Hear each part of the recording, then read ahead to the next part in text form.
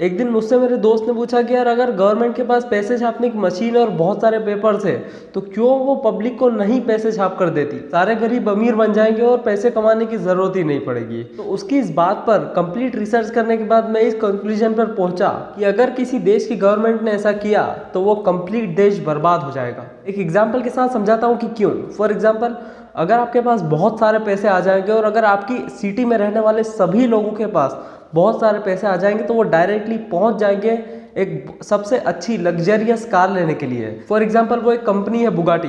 Bugatti एक ऐसी company जो कि लिमिटेड कार्स बनाती है, क्योंकि उन कार्स को कोई अफोर्ड नहीं कर सकता और लिमिटेड उसकी डिमांड होती है और इसी वजह से वो लिमिटेड कार्स बनाती है। तो अगर वहाँ पर बहुत सारे लोग पहुँच जाएंगे, चलो मान लो कि उन लोगों को उन्होंने उनकी सारी जो भी स्टॉक में उनके पास कार थी वो सारी बेच दी।